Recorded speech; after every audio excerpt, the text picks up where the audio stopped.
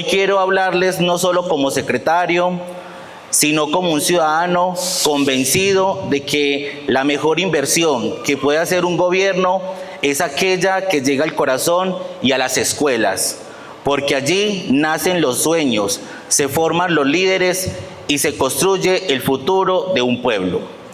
Cuando iniciamos este gobierno, nos propusimos una meta clara: hacer de la educación una verdadera prioridad.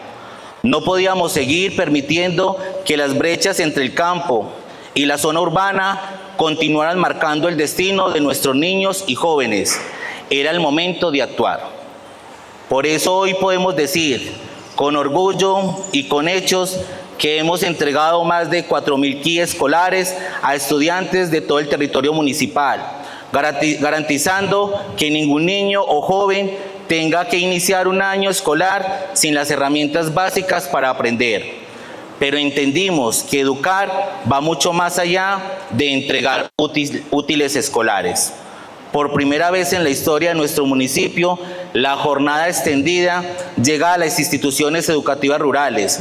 Hoy nuestros estudiantes tienen más tiempo para aprender inglés, fortalecer sus competencias tecnológicas, practicar deporte, desarrollar su talento artístico y acercarse a la cultura. Gracias al trabajo conjunto con las directivas de nuestras instituciones educativas y el programa Firmes por la Infraestructura en Antioquia y el Fondo Nacional de Infraestructura Educativa, este mes de agosto iniciaremos la intervención de 19 centros educativos por una inversión de 800 millones de pesos. Además, con recursos de la Secretaría de Educación de Antioquia y del municipio, mejoraremos 2 importantes sedes educativas urbanas. Son aulas donde se sembrarán conocimientos, son lugares donde nuestros docentes podrán desarrollar con mayor dignidad su hermosa labor. Porque hablar de educación también es hablar de bienestar. Hoy garantizamos el servicio de restaurante escolar de 1.983 estudiantes, atendiendo la alimentación para que los niños puedan permanecer en la educación y en el proceso educativo. También seguimos fortaleciendo los espacios de bienestar y cualificación para nuestros docentes, porque creemos profundamente que detrás de cada estudiante exitoso siempre existe un docente comprometido.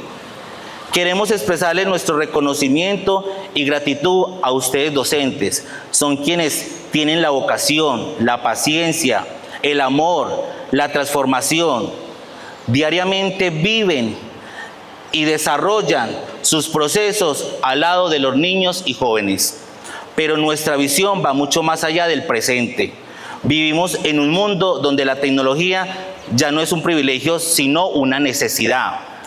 Por eso seguimos gestionando con la Secretaría de Educación Departamental la llegada a la conectividad a nuestros centros educativos, cerrando brechas y permitiendo que nuestros estudiantes tengan las mismas oportunidades de aprendizaje que existen en cualquier lugar del país. Uno de los logros más orgullosos que nos produce es tener ya una universidad pública en Begachí, con 8 carreras universitarias, permitiendo que nuestros jóvenes estudien cerca de sus familias y pagando únicamente 23.000 pesos por semestre. Esto representa una gestión histórica cercana a 20.750 millones de pesos alrededor de los 5 años que van a estudiar los estudiantes. Son miles de millones invertidos en oportunidades. Son cientos de familias que ya no tendrán que endeudarse para que sus hijos accedan a una educación superior. Porque cuando un joven entra a la universidad, no cambia únicamente su vida, cambia el destino de toda una familia. También nos llena de satisfacción anunciar que 110 estudiantes de los grados 10º y 11, su formación con una técnica laboral fortalece sus competencias para el empleo y emprendimiento. Es por ello que 55 millones de pesos, además de un incentivo de 500.000 pesos que les dan en su proceso de formación,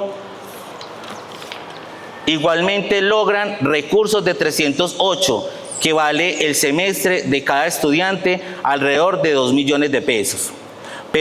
pero aún había otro desafío que debíamos de enfrentar. ¿Cómo hablar de educación de calidad cuando algunos centros educativos todavía no contaban con agua potable? Es por eso que hoy damos un paso histórico.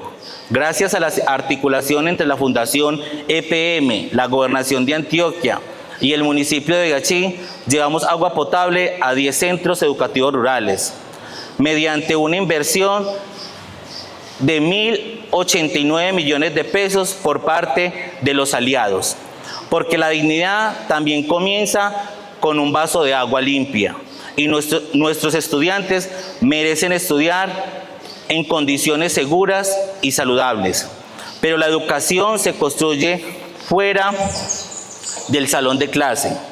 Por eso seguimos promoviendo procesos de permanencia escolar mediante encuentros deportivos como el torneo kennedista, actividades culturales y proyectos de vida que permiten a nuestros jóvenes conocer la ciudad de Medellín, visitar la Universidad de Antioquia y descubrir que los sueños sí pueden hacerse en realidad cuando existen oportunidades. Queridas maestras y maestros, nada de esto sería posible sin ustedes. Gracias por enseñar con el corazón. Gracias por no rendirse. Gracias por creer en cada estudiante, incluso cuando ellos mismos dudan de sus capacidades. Ustedes son el verdadero motor para la transformación social. Y a nuestros estudiantes queremos también decirles algo muy especial. Nunca permitan que las dificultades definan el tamaño de sus sueños. Hoy reafirmamos, junto al señor alcalde y a nuestro equipo de gobierno, seguiremos gestionando recursos, fortaleciendo alianzas y trabajando sin descanso para cada niño, niña y joven de Begachí, para que tengan un acceso en la educación pública con calidad, incluyente, innovadora y con oportunidades reales. Nuestro compromiso no termina acá. Seguiremos llevando inversión donde durante muchos años hubo las necesidades. Seguiremos creyendo en nuestros docentes. Seguiremos apostándole a la educación como el camino más seguro hacia el desarrollo. Porque cuando transformamos una escuela, transformamos una comunidad. Cuando transformamos una comunidad, transformamos un municipio. Y cuando transformamos la educación, cambiamos para siempre la historia de nuestro pueblo. Muchas gracias. Es un honor para mí participar en este foro educativo municipal, un escenario que nos invita a pensar la educación no solo de los resultados académicos, sino desde aquello que verdaderamente da sentido a la escuela, la formación de seres humanos capaces de convivir, de cuidar de los otros y de construir una sociedad más justa. El tema que hoy nos convoca, ambientes de aprendizaje como entornos protectores, nos interpela profundamente porque nos obliga a preguntarnos qué significa realmente proteger a nuestros niños, niñas y jóvenes. En Begachí convivimos con dos realidades educativas que, aunque diferentes, comparten un mismo propósito. En la zona urbana enfrentamos desafíos relacionados con la convivencia, la salud mental, el uso de las redes sociales, nuevas formas de violencia. En la zona rural, además de estos retos, nuestros estudiantes recorren largas distancias para llegar a la escuela. Enfrentan limitaciones de conectividad y en muchos casos condiciones sociales y económicas que ponen a prueba su permanencia en el sistema educativo. Sin embargo, todos ellos tienen el mismo derecho: encontrar una escuela, un lugar seguro para aprender, crecer y soñar. Este foro ha sido organizado alrededor de 3 bases fundamentales que nos permiten comprender qué significa construir una escuela verdaderamente protectora. La primera base, soporte legal y educación socioemocional, nos recuerda que Colombia cuenta con un sólido marco normativo para proteger a la infancia y a la adolescencia. Pero debemos reconocer una realidad: las leyes por sí solas no transforman la escuela, los decretos no escuchan, los protocolos no abrazan, las resoluciones no descubren el silencio de un estudiante que está sufriendo. La verdadera transformación ocurre cuando el marco legal se convierte en acciones concretas, cuando un docente detecta a tiempo una señal de alerta, cuando un orientador acompaña, cuando una familia participa, cuando un rector toma decisiones pensando primero en el bienestar de sus estudiantes. La educación socioemocional no puede seguir siendo un tema transversal escrito en un plan de estudios.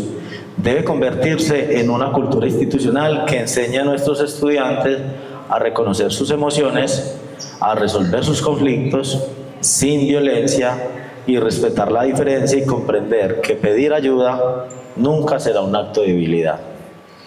Porque un estudiante emocionalmente fortalecido aprende mejor, convive mejor y construye mejor sus proyectos de vida.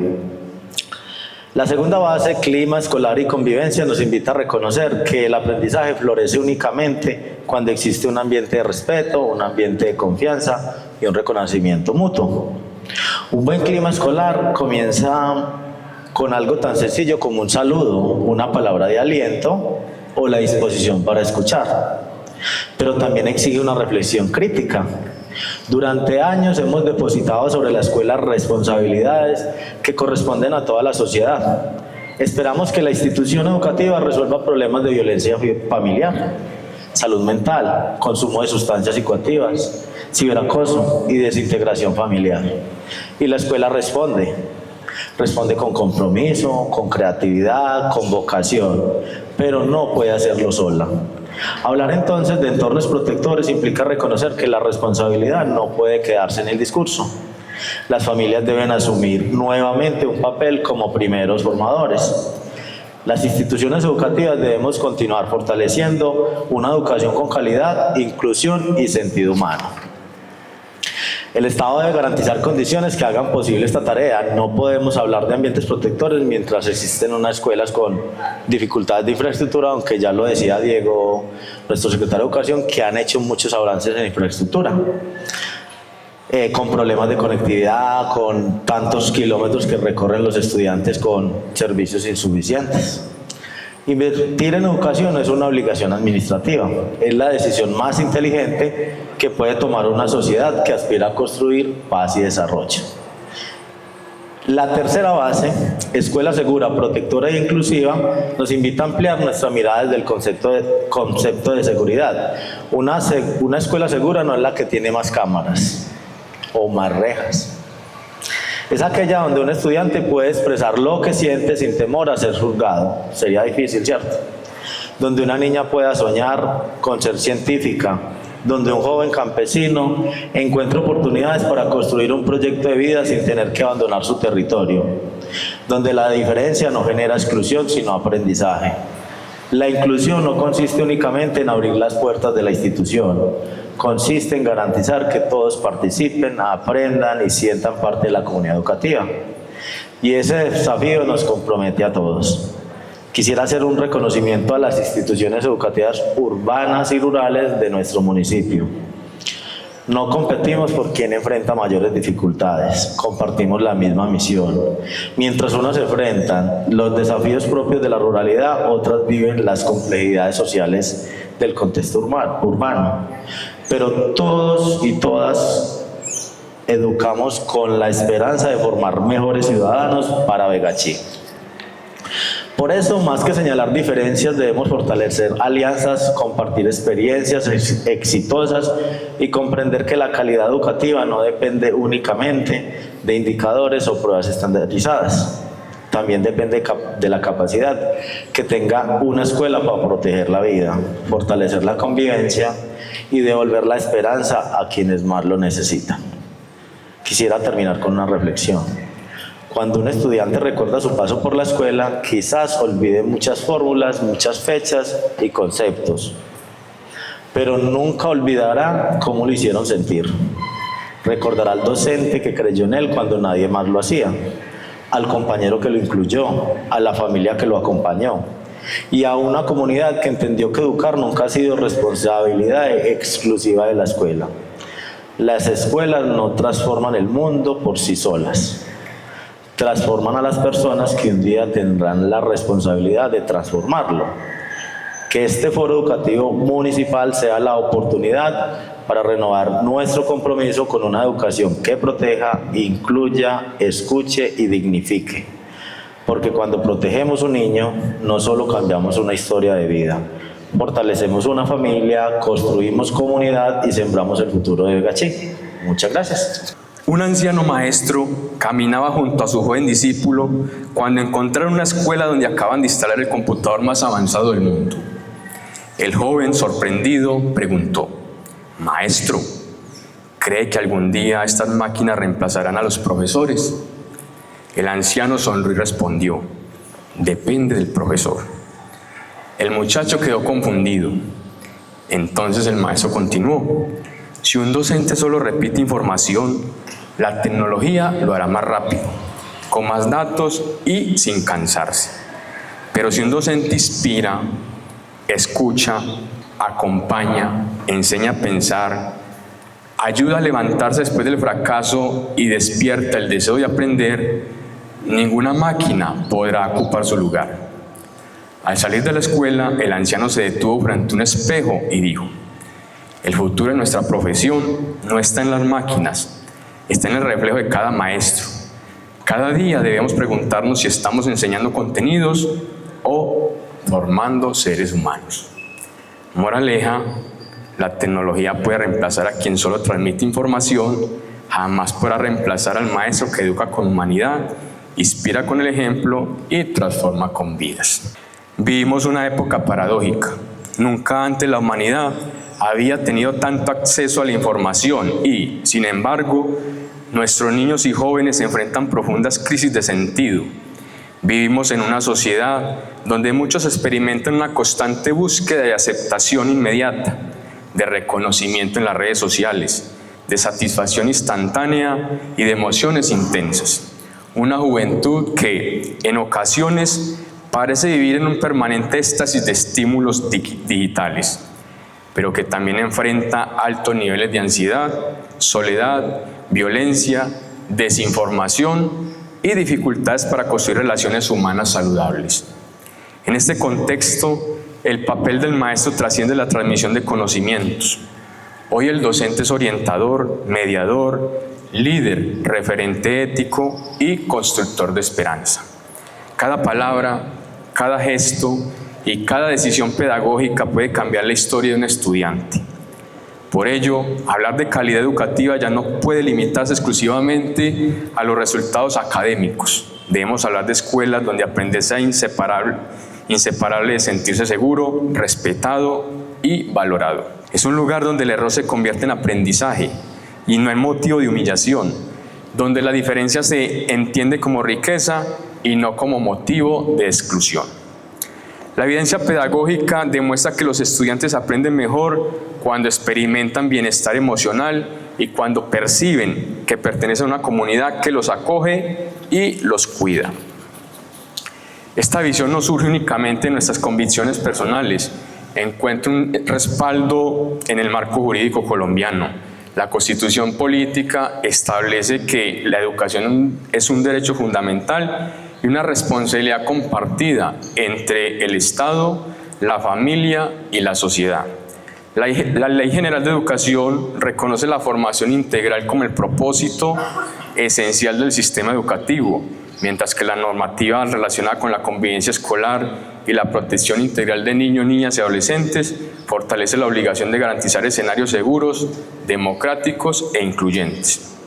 Más recientemente, las políticas públicas han insistido en la necesidad de fortalecer la educación socioemocional, la prevención de todas las formas de violencia, la promoción de los derechos humanos y el desarrollo de competencias ciudadanas como elementos inseparables del proceso educativo. Igualmente, como lo decía el rector Arcadio, ninguna ley transforma la realidad por sí sola. Las leyes orientan, son las personas quienes las convierten en acciones concretas. Por ello, la educación socioemocional ocupa un lugar central en la escuela. Educar las emociones no significa disminuir la exigencia académica, significa potenciar el aprendizaje. Un estudiante que sabe reconocer sus emociones controlar sus impulsos, resolver conflictos mediante el diálogo, trabajar colaborativamente y desarrollar empatía, posee herramientas fundamentales para afrontar los desafíos de la vida. El clima escolar es el rostro cotidiano de la cultura institucional. Se expresa en la manera como saludamos, escuchamos, resolvemos desacuerdos, tomamos decisiones y construimos relaciones. No existe convivencia escolar únicamente porque no haya conflictos. Una verdadera convivencia se construye cuando aprendemos a gestionar las diferencias mediante el respeto, el diálogo y la corresponsabilidad. La escuela no puede educar sola. La familia continúa siendo el primer escenario donde se aprenden el respeto, la responsabilidad y el amor por los demás. Cuando familia y escuela trabajan unidas, los resultados trascienden el aula y transforman comunidades enteras. Todo esto conduce al concepto de escuela segura, protectora e inclusiva. Una escuela segura protege la integridad física y emocional de todos. Una escuela protectora detecta riesgos antes de que se conviertan en problemas mayores y acompaña oportunamente a quienes más lo necesitan. Una escuela inclusiva reconoce que cada estudiante tiene capacidades, intereses, ritmos y contextos diferentes y convierte esa diversidad en una fortaleza para aprender juntos. La inclusión no consiste únicamente en permitir el ingreso de todos, consiste en garantizar que todos participen, aprendan y se sientan valorados. Como rectores, directivos y docentes, nuestra misión consiste en construir instituciones donde ningún estudiante tenga miedo de aprender, donde nadie sea discriminado por su condición social, cultural, económica, étnica o por diferencias, y donde cada niño, niña y joven encuentre oportunidades para desarrollar plenamente su proyecto de vida. Hoy más que nunca necesitamos maestros que inspiren confianza antes que temor, que formen ciudadanos antes que simples estudiantes, que enseñen con el ejemplo antes que con el discurso. Necesitamos docentes que comprendan que una palabra de aliento puede cambiar un destino y que una mirada de confianza puede respetar talentos que permanecían ocultos. Queridos colegas, educar en el siglo XXI significa mucho más que enseñar contenidos, significa construir esperanza, significa proteger la infancia y la juventud, significa formar ciudadanos capaces de convivir, de dialogar, de cuidar el planeta y de transformar positivamente la sociedad. Cada aula puede convertirse en el lugar donde el niño descubre que vale la pena soñar. Cada maestro puede ser la persona que un joven recuerda durante toda su vida porque creyó en él cuando nadie más lo hacía. Que este foro educativo municipal sea una oportunidad para renovar nuestro compromiso con una educación humanista, incluyente y transformadora. La verdadera grandeza de una escuela no se mide únicamente por los resultados de sus evaluaciones externas, sino por la cantidad de vidas que logró transformar. Muchas gracias.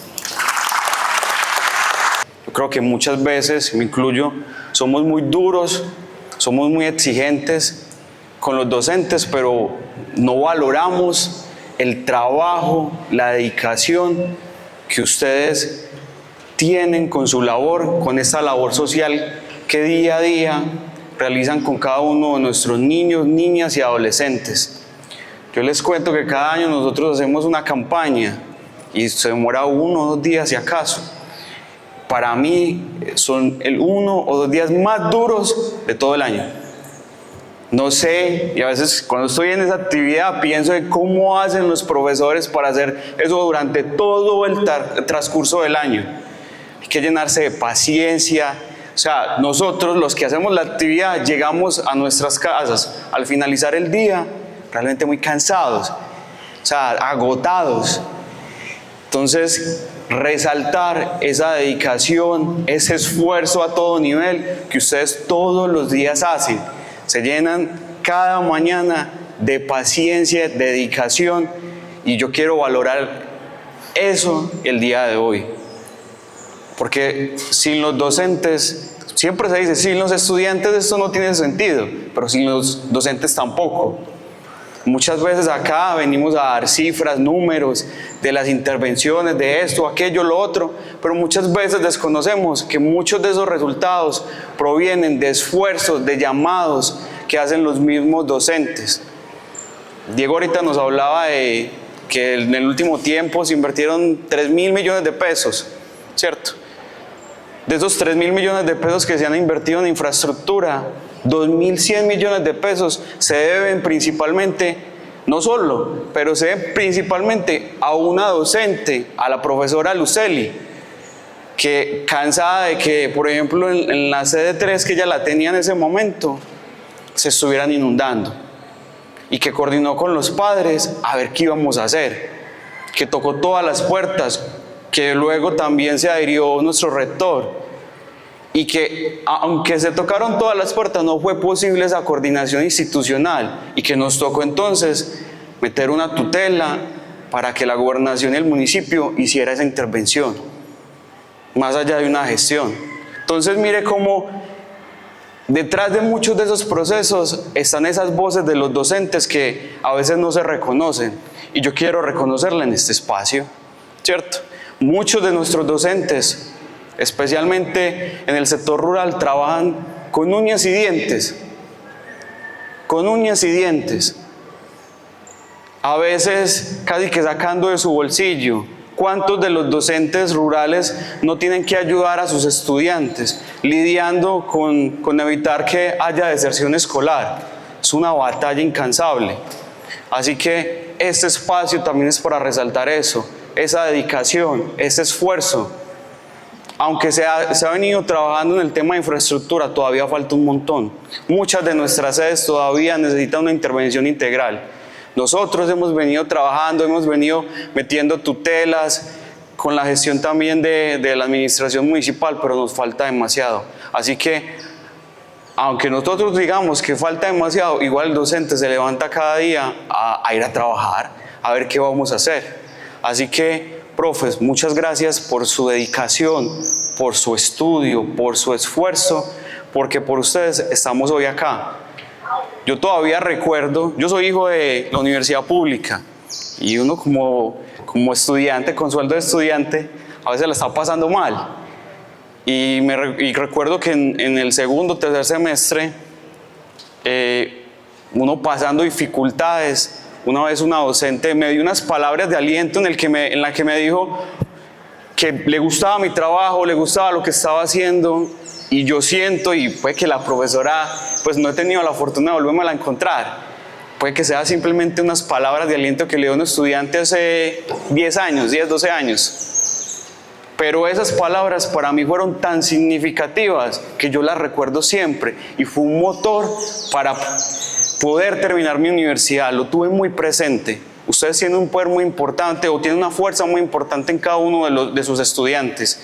Así que los invito a que sigan haciendo ese trabajo con esa dedicación, con ese amor, porque nosotros somos producto del trabajo de ustedes. Así que, profe, muchas gracias. Me presento, mi nombre es Jainer Alexis Patiño, soy docente de la Institución Universitaria Digital de Antioquia. Hago parte de un proyecto de extensión que se llama Nodos Territoriales para la construcción de paz y ciudadanía. Los nodos están ubicados en varias regiones del departamento de Antioquia y algunas partes del país. En el nordeste estamos ubicados en el municipio de Yolombó, en el parque educativo. Desde los nodos hacemos un acompañamiento de distintos grupos de valor. Tenemos un grupo o una estrategia que se llama AAA, que son los ambientes abiertos para el aprendizaje, en el que trabajamos con diferentes estudiantes, niños, jóvenes, estudiantes de colegio, de primaria, universitarios. Y hacemos varios talleres. Uno de esos es como, por ejemplo, enseñanza de las matemáticas a través de material concreto, como torres de Hanoi, cubos de Soma, pentominó y ese tipo de juegos.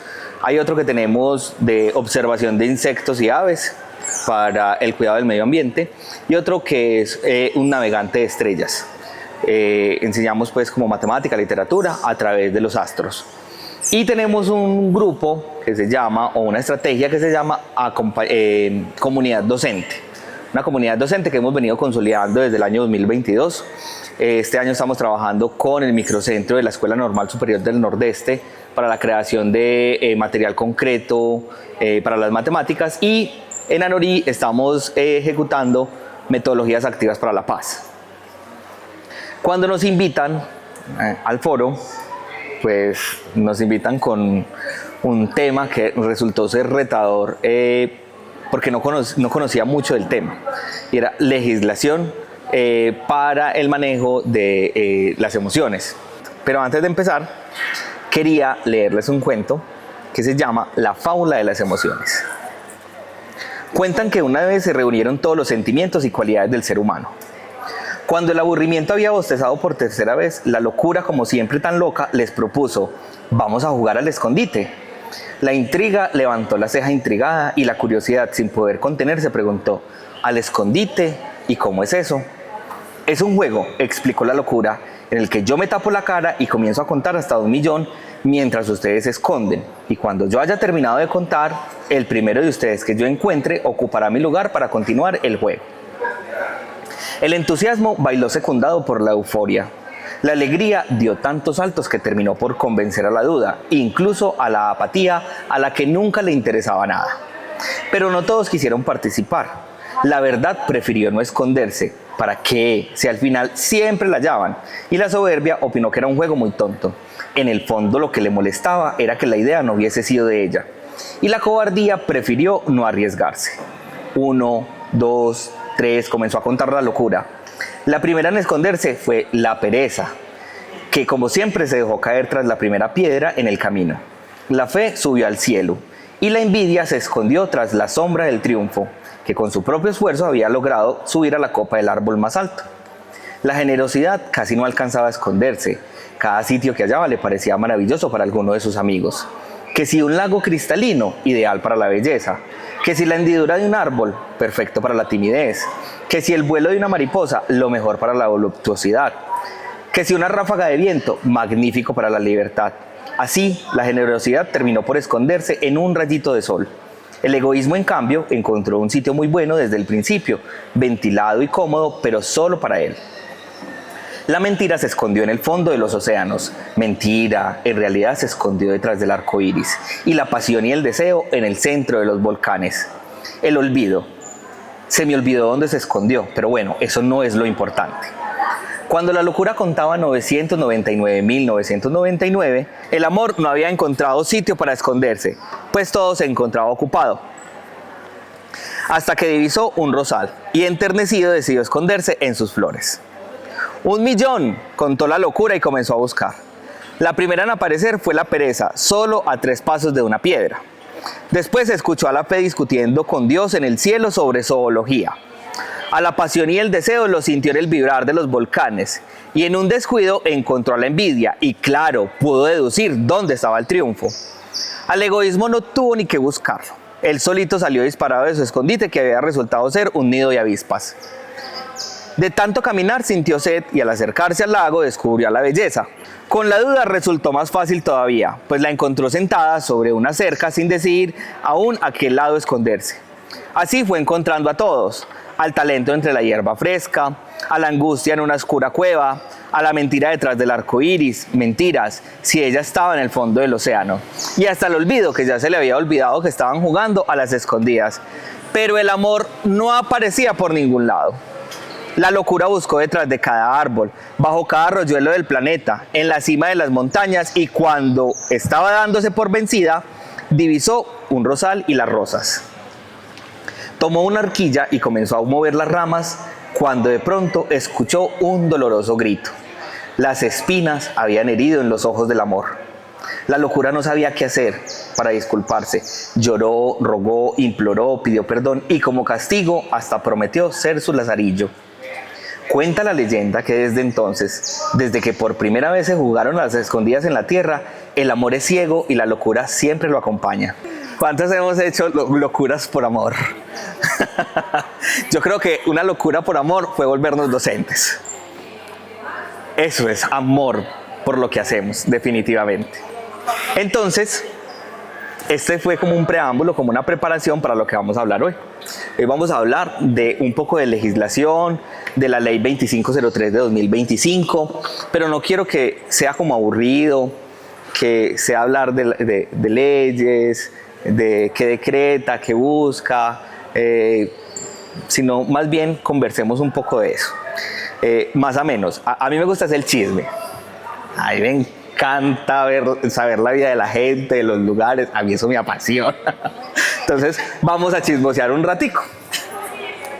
Vamos a chismosear. Entonces, en ese chismoseo que vamos a tener el día de hoy, yo me encontré, desde 2024 más o menos, vienen saliendo una serie de leyes, decretos, normas sobre convivencia escolar, bullying, acoso, prevención pues de estas situaciones que se vienen presentando en las instituciones educativas. Y salió la ley 2503 que reglamenta la cátedra socioemocional.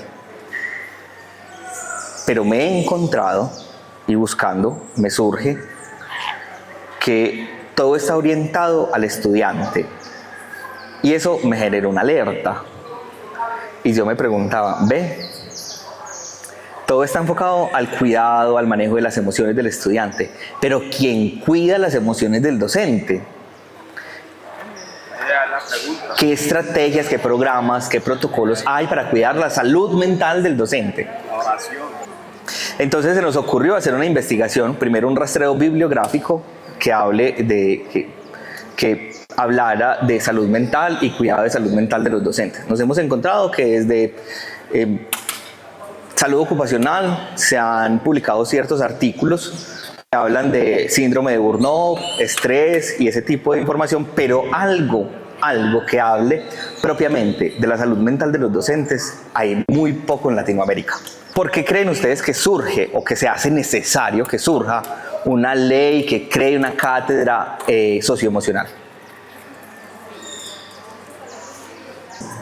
Creo que la respuesta también a la necesidad de que surja la norma, el decreto, está ahí plasmado por las diferentes problemáticas que se vienen presentando de violencia escolar, afectaciones mentales, de necesidad de fortalecimiento de las habilidades para enfrentar la vida. Sí, entonces también el enfrentamiento a una vida digital que de pronto no está tan enmarcada ahí, pero que creo que debió haber colocado el puntito ahí. Entonces, por eso se hace necesario esa cátedra. Ahora, hay muchas, después de que venga esa cátedra, viene un reto grande que quizás ahorita voy a hablar de él, es quiénes van entonces a direccionar esa cátedra, sí. Que no vaya a pasar como está sucediendo de que toda cátedra que llega a la educación se la asignan al área de sociales, ¿sí? Todo profesor de sociales tiene que tener doctorado y PhD en todo lo que se inventa el Estado. Entonces hay que tener mucho cuidado en ese sentido. Estoy seguro que esta cátedra se la van a asignar al profesor de ciencias naturales que llegó a una escuela rural a dictar 14 materias y también debe ser experto en esta cátedra. En psicología, prácticamente. Vean, lo que me decía el profe ahorita, la ansiedad que pueden estar generando los padres, que se genera frente a la crianza de sus hijos, va muy relacionada al rechazar esas emociones como el aburrimiento, la frustración, la rabia, la tristeza, porque son emociones negativas. Entonces yo no quiero que mi hijo pase por lo mismo que pasé yo. Pero ¿qué fue eso tan grave que pasó en tu infancia que no quieres que tu hijo pase por lo mismo? Claro, porque no te dieron el regalo del niño Jesús que vos querías, pero eso no te pasó nada, estás aquí como la persona que eres, eso te permitió crecer. El aburrimiento, uno decía, cuando era pequeño, nosotros nos tocó, pues me imagino que a ustedes también, que uno no decía que estaba aburrido, porque ahí me le contestaban, eso es falta de oficio. Hay ropa que doblar, hay botones que pegar, hay cocina por arreglar, hay patios por desherbar. O sea, uno no decía que estaba aburrido, porque ahí mismo le buscaban oficio. Claro, pero en parte porque invalidaban esas emociones. Pero ahora, como ya estamos en estas generaciones nuevas, pues no queremos que nuestros hijos se enfrenten a la frustración y no les permitimos frustrarse, no les permitimos aburrirse, porque está aburrido, entonces hay que buscar la experiencia, porque ya todo es una experiencia. Entonces, ya, por ejemplo, ir a comer se volvió una experiencia significativa, porque entonces usted ya no va al restaurantico ese que tiene la comidita ahí sencillita, que tiene todo el amor, todo ese sabor casero, sino que va al restaurante en el que le sirven una bandeja paisa en 3 pisos, el chicharrón va arriba, los frijoles van por acá y eso le sirven a uno y uno ¡tra! La foto. O al restaurante que tiene las salas y usted se sienta ahí en esas salas y le toman la foto como un ángel y todo, y eso se volvió la experiencia. Lo mismo pasa para el estudiante. Todo es una experiencia, entonces ya todo es un aprendizaje significativo, ya todo tiene que ser, mejor dicho, la experiencia con los colores, los sonidos, los estímulos, el celular, todo tiene que estar alrededor de eso porque no permitimos al cerebro aburrirse. Claro, pero el aburrimiento hace parte fundamental del desarrollo de la vida. Usted se aburre y usted busca qué hacer. Empieza su cerebro a buscar, bueno, ¿qué vamos a hacer? Es realmente un tema bastante complejo y que tiene muchas aristas como para analizar.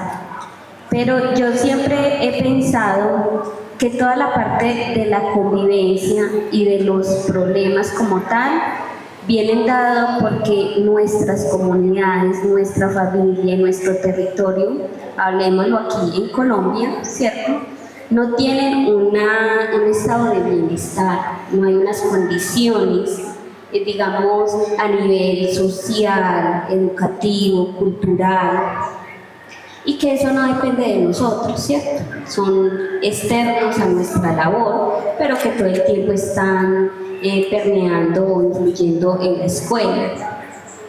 Sin embargo, el mundo se va transformando con el tiempo y esta sociedad que hoy tenemos no es la misma que nosotros vivimos hace 10, 15 años, con otras condiciones, otras miradas, otras perspectivas, otras formas de regular y de legislar, ¿cierto? Pero, digamos, en esta sociedad actual de inmediatez, de tecnología, de todo lo quiero para allá, de lo fundamental es el cuidado del niño, de la familia, nos vemos como escuela, como entidad institucional, a empezar a devolver responsabilidades que está cargando la escuela. Y el docente. ¿Cierto? Y específicamente la labor del docente. Sin embargo, el mundo no lo podemos cambiar, o no inmediatamente, ¿cierto?, con el paso del tiempo. Entonces, ¿qué creo que es la mayor falla, digamos, como sociedad en el momento? De cómo nos estamos formando a sí mismos y a nuestros estudiantes, a nuestras familias, porque ellos también hacen parte de ese proceso, en la resiliencia, en esa capacidad de afrontar el mundo que no es ideal, ¿cierto? Y en esa coincidió con mi hermana y compañera que el centro de la educación debe ser el maestro, no porque sea el más importante, no. Siempre la razón de ser va a ser el niño, el adolescente, ¿cierto? Pero si yo preparo y me preparo a mí misma como profesional, como ser humano, para afrontar, yo formo a la familia, vamos a hacer un entorno protector y formador de ese niño o de esa niña que va a enfrentar muchas situaciones, como nosotros como adultos. Pero a veces se nos olvida que nosotros, tanto como los niños, también estamos viviendo nuestra primera vez. Y que con el paso del tiempo hemos ido cogiendo experiencia, herramientas, pero que no todas son positivas. Nosotros también nos equivocamos y también tenemos nuestros errores, pero esperamos, o esa es la labor como profesionales de día a día cualificándonos en esa educación socioemocional, en esa resolución de conflictos. Y ahí es el llamado como a esa corresponsabilidad y a esa formación de habilidades para la vida. Surge por lo que ustedes han dicho, por esos problemas de convivencia escolar, por esas violencias escolares, por esas afectaciones a la salud mental. Y ya sabemos que es importante tener en cuenta al docente dentro de estos temas de salud mental, que lamentablemente las normas no los están contemplando mucho, no los están protegiendo. Entonces hay que tener en cuenta eso ahí, la necesidad de fortalecer las habilidades para la vida y la formación integral. Entonces, ¿cuántos de nosotros hemos tenido o tenemos estudiantes con ansiedad? nosotros mismos. Por ejemplo, a mí me da ansiedad viajar. Anoche no dormí porque venía para acá. Yo vivo en Yolombó. Pero yo me imaginé, no voy a llegar, va a llegar tarde, me va a varar en la moto no va a prender, estuvo lloviendo a la 1 de la mañana, me desperté varias veces en la noche, yo dije, hay un palo, hay un derrumbe, no va a poder pasar, entonces un bus, va a tocar dejar la moto, ¿dónde va a bajar la moto? O sea, todo un montón de cosas. Si eso es uno que es adulto, que ya sabe manejar, y yo que soy psicólogo de profesión, que supuestamente sabemos manejar nuestras emociones. Por ejemplo, yo hago una compra en Temu y a las 2 horas voy a ver dónde viene mi paquete.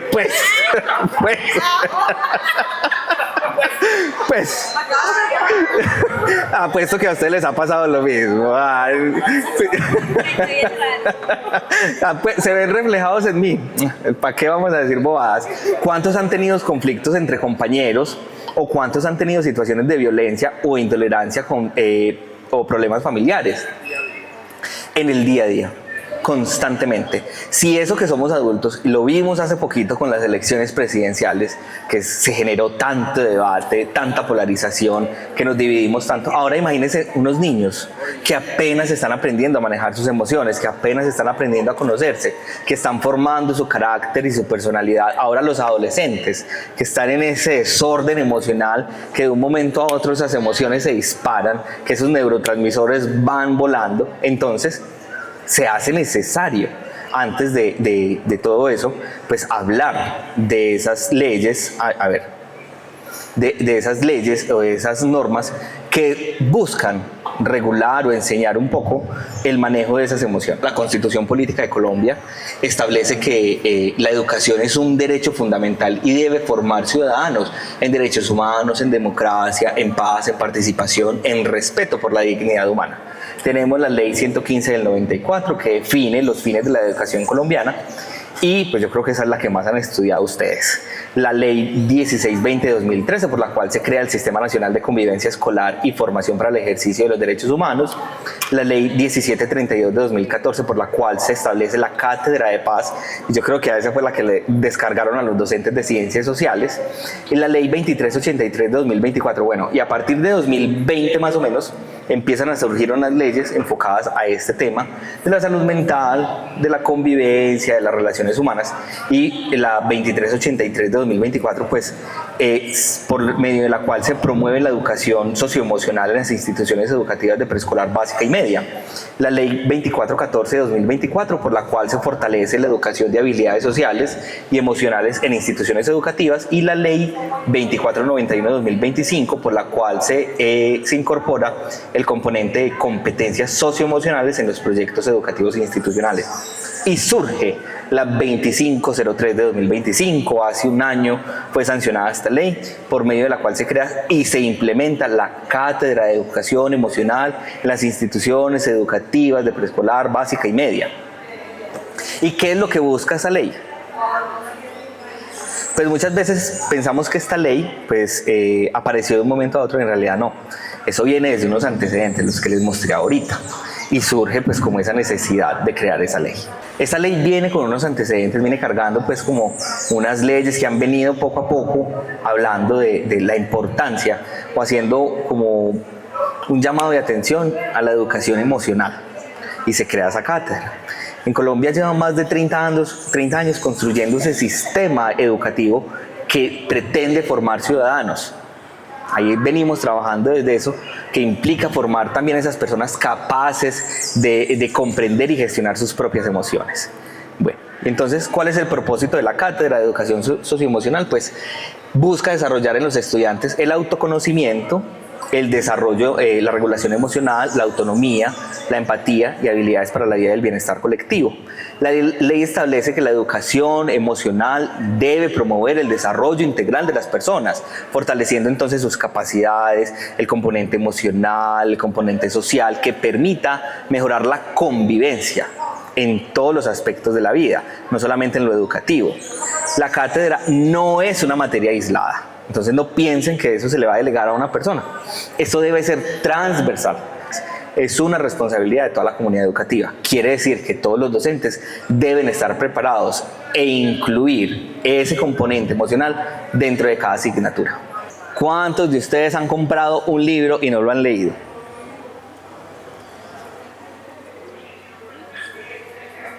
¿Cuántos de ustedes tienen un libro en su biblioteca que lo compraron o lo recibieron y dijeron, ve qué rico este libro para leerlo?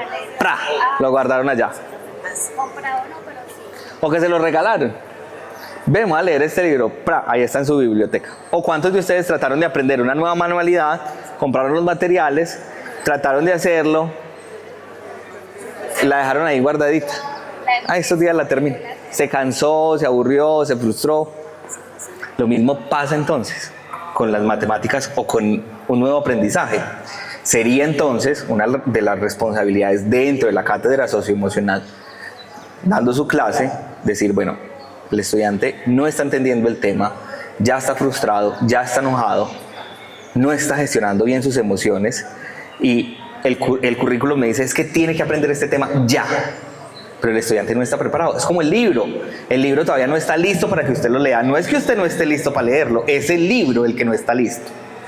Y cuando el libro quiere que usted lo lea, el libro lo va a llamar. Y es ahí donde está la importancia de la biblioteca. La biblioteca no es valiosa por lo que usted ya leyó, es por lo que tiene pendiente para leer. Ese conocimiento que lo está esperando esté ahí.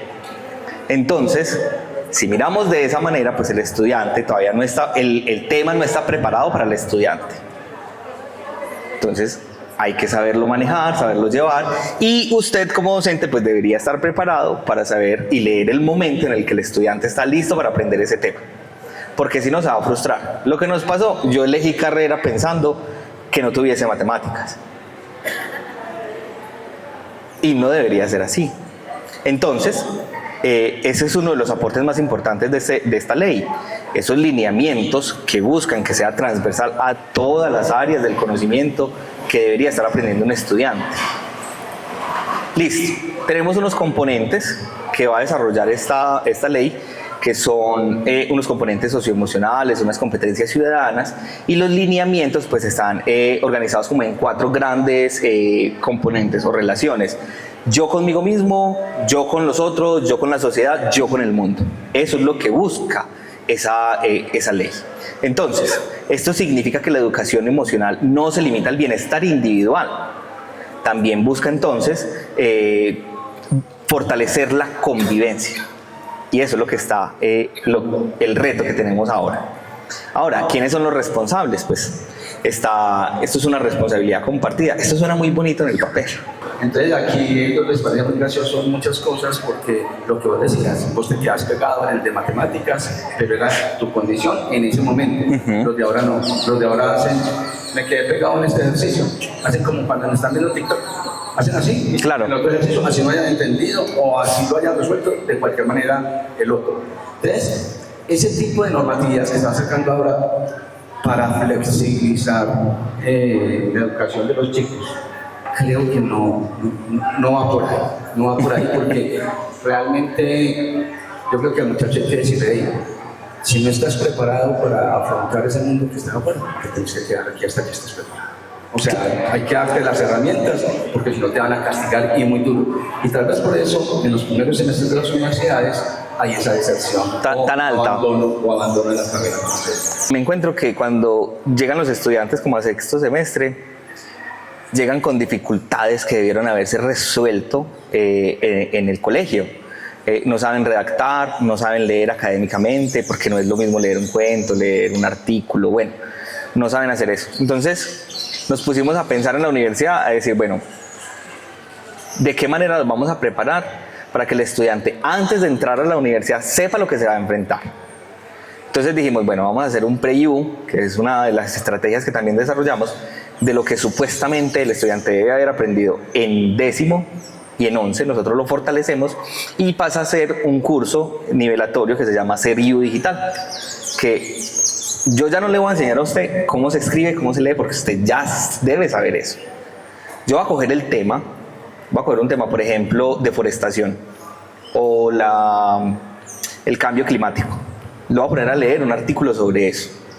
Y usted, desde su vocación, me tiene que decir, desde lo que usted quiere estudiar, administración de empresas, trabajo social, ingeniería de software, ingeniería de desarrollo territorial, lo que vaya a estudiar, cómo lo aplicaría desde su vocación. Me tiene que hacer un informe, como si usted fuese un profesional de esa área, porque se supone que usted ya sabe leer y escribir, o me va a escribir un ensayo. Y llegan a sexto semestre sin saber citar, sin saber referenciar, sin saber utilizar normas APA, que es el otro coco de los estudiantes. Pero entonces cuando uno les dice, bueno, apóyese de la IA, ni la IA la saben usar, ni la IA la saben usar, no saben ni siquiera escribirle un prompt a la inteligencia artificial. Y yo creo que eso es lo que tenemos que empezar a fortalecer, a manejar esa frustración, a manejar ese desconocimiento y ese pensamiento mágico que los estudiantes tienen frente a ser adulto, a estudiar una carrera. Porque le aseguro que la mayoría de los estudiantes eligen carrera o quieren hacer una carrera profesional porque van a ganar plata. Y eso es más falso. Aquí en Colombia no se gana plata siendo profesional. Entonces, ahí es importante que cuando el estudiante salga de 11, yo le digo, hay 4 formas para elegir carrera. Una, ganar plata. Otra, mejorar su hoja de vida para conseguir un buen trabajo. Otra, para generar conocimiento. Y otra, para adquirir conocimiento. ¿Cuál es la que usted quiere de esas 4? Y eso le va a decir qué carrera va a estudiar y en qué universidad lo va a estudiar.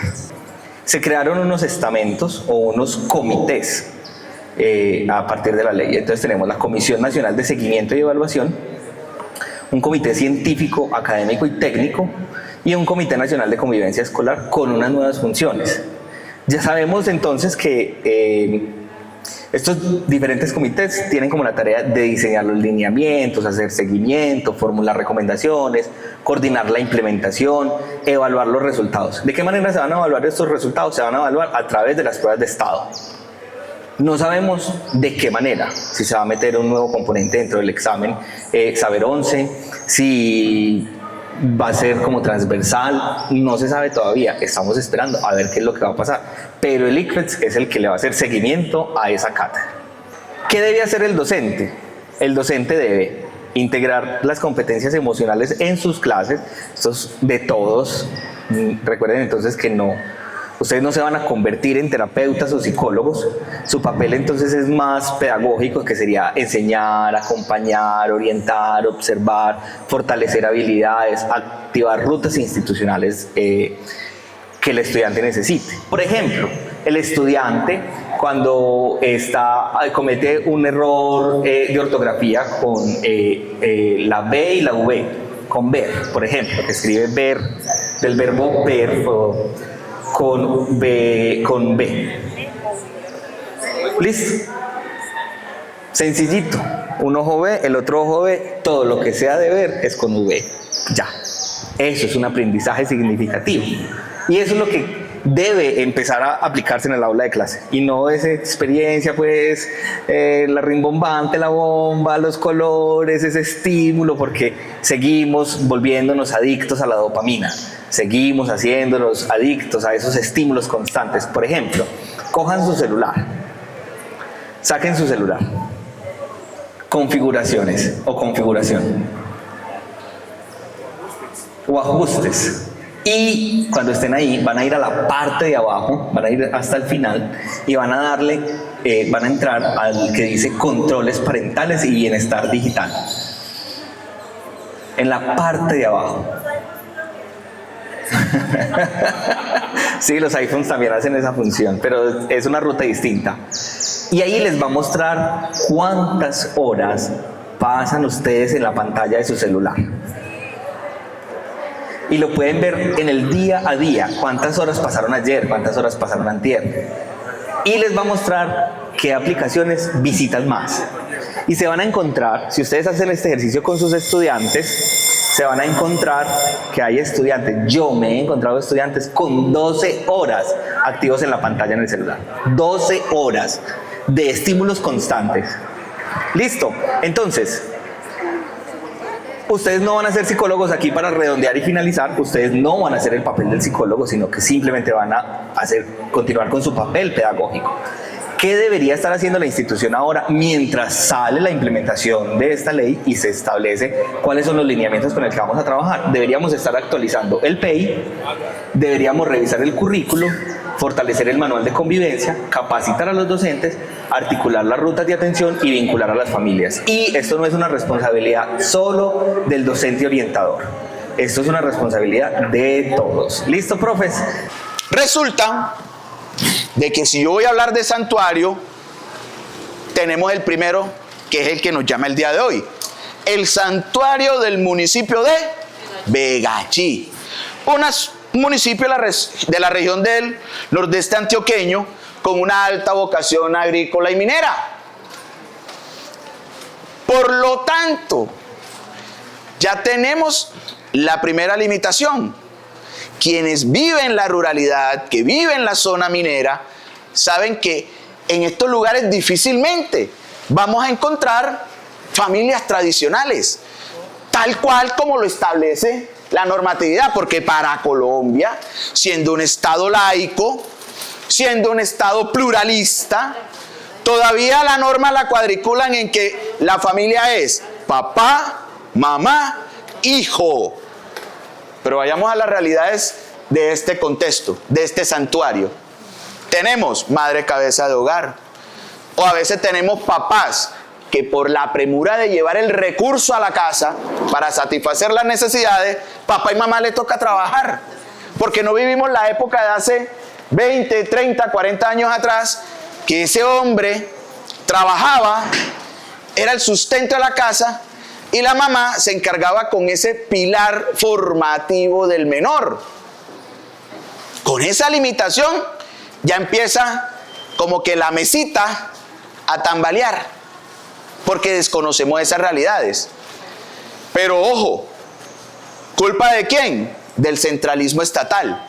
Bogotá, donde se construyen casi siempre las normas, llámese Congreso, llámese ministerios, pero también desde la metrópoli, desde Medellín, porque un fulano de tal, sentado en una silla detrás del escritorio, que nunca ha venido al territorio, dice, tienen que hacer, y no conoce esa realidad sociocultural, demográfica del municipio.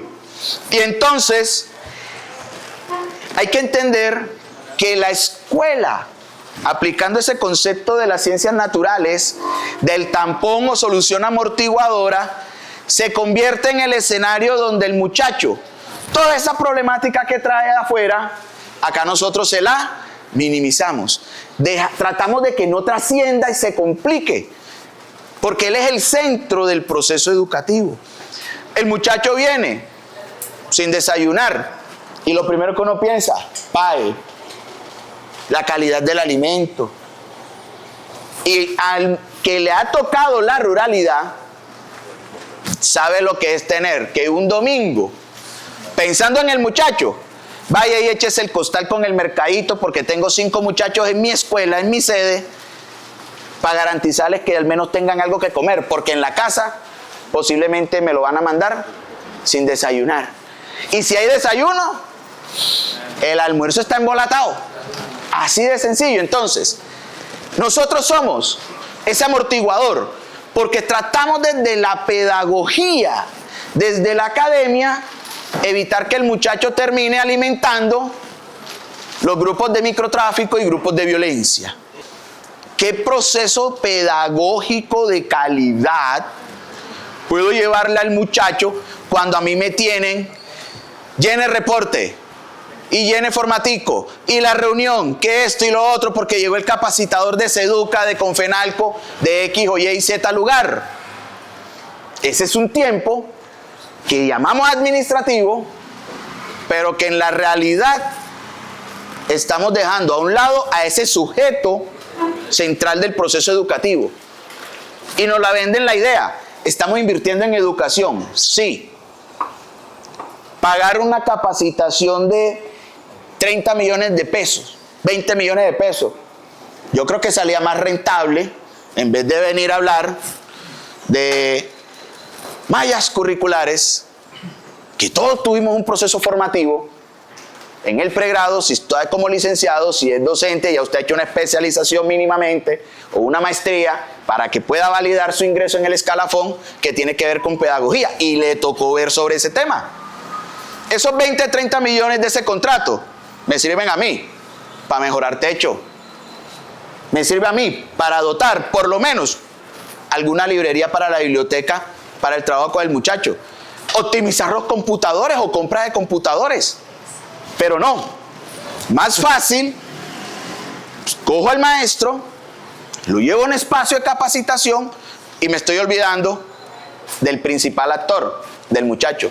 Porque si yo le estoy dando a él una biblioteca, le estoy dando una oportunidad para desarrollar hábitos de lectura. Si le doy tecnología, lo estoy llevando al mundo globalizado en el que vivimos. Algo diferente a las redes sociales, que es lo que los está matando hoy en día. ¿Listo? Y entonces todo esto tiene un pilar fundamental, esa Constitución Política de Colombia, artículo 44. Derecho del menor prevalece sobre cualquier otro. Sí y no. Sí, porque todo proceso debe girar en torno a él, pero no es absoluto, porque cuando el del individuo afecta al colectivo, ya él pierde el privilegio. Pero muchas veces ese mal concepto, que lo llaman hoy en día libre desarrollo de la personalidad, entra en conflicto. El papá y el muchacho ataca al maestro, ataca al directivo, atacan a la institucionalidad. Pero la pregunta es, entonces tenemos que tener en esos espacios de clima y de convivencia preferencia por el derecho individual o por el derecho colectivo. Si estamos basándonos solo en lo colectivo, estamos haciendo un buen trabajo en la medida en que se beneficien, porque tampoco puede ser a rajatabla. Por eso en Colombia, desde el acervo legal, ningún derecho es absoluto, tiene sus limitaciones. Eso en cuanto al artículo 44. Luego nos lo traen Código de Infancia y Adolescencia, donde dice específicamente las responsabilidades de la familia y del Estado. Y ahí donde dice, el primer responsable de la formación es la familia. Y en ese concepto amplio entra el muchacho de que papá y mamá trabajan, lo tiene que cuidar el hermano mayor, que termina a veces teniendo que madurar a la fuerza para estar pendiente del menor. Cuando lo tiene que cuidar es una abuela, un abuelo, porque es la única persona que está en casa y es la que le puede facilitar la preparación de alimentos, estar pendiente de que, mijo, levántese que va a llegar tarde. Y si por lo menos es ese cuidador pendiente, venga, 1:30 de la tarde y este muchacho no ha llegado, ¿dónde está? Cuando llega le dice, papi, ¿por qué llegó tarde? Si usted tenía clase y salía a tal hora. Eso es la familia real de nuestro país. Ya es difícil ver una familia tradicional de papá, mamá, con ese estereotipo de 20 y 30 años atrás, donde el hombre en su machismo de sociedad costumbrista era el único que aportaba al hogar. Ya esa pérdida de poder adquisitivo ha sido tal que le toca a papá y mamá trabajar. Entonces, en ese orden de idea, nos vuelven a nosotros posición de garante y custodio. ¿Qué es posición de garante, profes? Sencillito. La escuela, el maestro como servidor público, está llamado a garantizar que no se violen los derechos, que se respete la dignidad humana y el género, porque todo debe tener un enfoque de género hoy en día. Custodia, ese es un poco más amplio y viene del Código Civil. Cuando el muchacho se matricula en la institución, firma una matrícula. Y en el derecho civil eso se vuelve un contrato realidad. Ese contrato obliga a la familia, al acudiente, con unas responsabilidades que está en el manual de convivencia, pero también nos obliga a nosotros a unas responsabilidades. ¿Cuándo llega? Mientras el muchacho está en la institución. Porque la custodia legal es del papá, pero cuando él llega al sitio de formación, ya la custodia temporal es de nosotros. Y cualquier cosa que le pase, compañero, toca pagarlo nuevo. Así lo establece el Código Civil en ese componente, por allá 2343 en adelante, que dice de la responsabilidad civil extracontractual. Pero ojo, no solamente para el maestro, también para el papá. Porque es que si yo tengo un muchacho que se le ha hecho todos los correctivos, se le ha dicho, cuida los bienes de la institución, respeta al compañero, está en el proceso, el debido proceso de las anotaciones, y él le hace una afectación a un tercero, a un compañero que ese día llevó su celular porque iba con una intención pedagógica al maestro usarlo en el salón de clase, o porque coge en el desorden, daña este bien, es obligación del padre de familia pagarlo. Eso lo establece el Código Civil. Solamente que en muchos lugares el rector, el maestro, venga, no se preocupe. Rector, hay que dar de baja, hay que arreglar. El rector tiene el presupuesto, hágale. Y entonces le estamos quitando la responsabilidad, ¿que es de quién? Del papá, del acudiente, de la familia. Ay, perdón, qué pena, profe. A nosotros, los servidores públicos, nos aplican un concepto legal que se llama culpa in vigilando. ¿Qué significa esto? Que cualquier cosa que le pasó al muchacho es culpa mía, porque yo no fui el mago Candú que adivinó, previó, así como Strange, el de Marvel, que podía ver los multiversos disponibles, y como yo no lo pude ver y le pasó algo, ya la culpa es mía. Entonces me toca entrar a demostrar de que yo sí lo preví, pero fue que el pelao no quiso hacer caso. Por tener tan pocos ingresos y por tener tan poquito habitante, está en sexta categoría. Y así está el 90% de los municipios de nuestro país. Sexta categoría, quinta y cuarta. ¿Qué sucede? Significa que el municipio depende de las regalías, depende de los impuestos que cobra para hacer inversión social, y el resto del presupuesto es lo que manda el Estado. Y al colegio solo llega un concepto: gratuidad, que no alcanza a cubrir ni el 80% de la canasta educativa o los gastos necesarios para que funcione una escuela. Entonces, culpable esto. Por eso no tenemos psicoorientadores, por eso no tenemos docentes de apoyo de aula, por eso no tenemos dotación completa en nuestras instituciones educativas.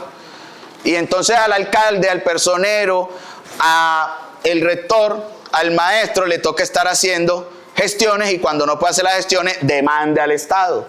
Vea lo que nos decía ahorita el personero. Gracias a una profe fue que se hizo muchas las inversiones en el municipio en educación. ¿Y cómo tuvieron que hacer? Primero, pidiendo el favor. Después, demande con tutela. Ya. Entonces, esa es la situación real. Ahora, como este es un escenario de corresponsabilidad, en el 2015 sale la 1620, después de la muerte del niño en Bogotá por ataques homofóbicos hacia él. Dice, venga, nosotros estamos acostumbrados. Sí, señor, así es. Pero la pregunta es, ¿qué falla para que llegue y se dé esa situación? ¿Por qué se origina el matoneo hacia el compañero? La promoción son de los directivos, son de las administraciones municipales, el seguimiento también. La atención es la parte de salud. Y a no ser que usted sea médico o enfermero, yo creo que ninguno que ejerce la docencia sabe cómo se maneja un cuadro de trastorno mixto, ansioso depresivo, ni tiene la facultad para recetar a un muchacho que esté hiperactivo con déficit de atención o hiperactividad. Entonces, ojo con eso. Desplazan lo que se hacía antes en los manuales de convivencia. Ah, usted llegó tarde, vaya y barra el corredor. Usted peleó con el otro, se va suspendido 3 días. Volvió a pelear, se va 15 días. Cogió, hizo cualquier otra pirueta, te cancelo matrícula. Aquí no sigues estudiando. Pasaba, y mucho. Pero después cambió el enfoque con derechos sexuales y reproductivos, y con enfoque de género, inclusión, diversidad. Pero la pregunta es, ¿Está en verdad el maestro teniendo ese enfoque en los debidos procesos? Porque todavía hay procesos en control interno disciplinario. Hay que tener claro cuáles son los roles, las delimitaciones.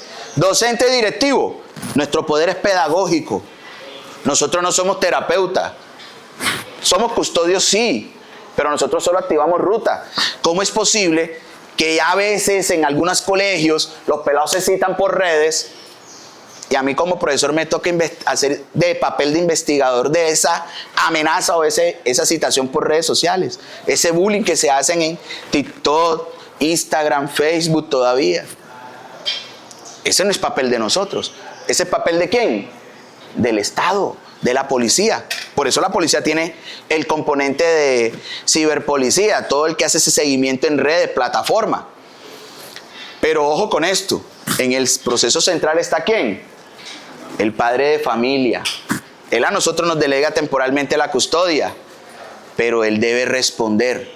Porque si yo como rector digo, el grupo de sexto 2 sale a las 10:30 de la mañana por falta de docente, lo notifiqué desde el día anterior.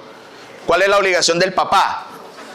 Venga, si usted salió a las 10:30, de aquí a la casa son 15 minutos, a las 10:45, ¿por qué no has llegado? ¿Dónde te metiste? ¿Qué hiciste? Estar ahí. Pero ¿qué pasa? El papá muchas veces no ve las comunicaciones institucionales. La pregunta es, ¿lo exime a él de responsabilidad? ¿Me exime a mí de responsabilidad como institución? No. Porque para Secretaría de Educación la jornada del muchacho, ¿cuál es? De 6 a 6 o de 7 a 1 o de 8 a 2, dependiendo cómo esté matriculado el muchacho y reportado en el CIMAD.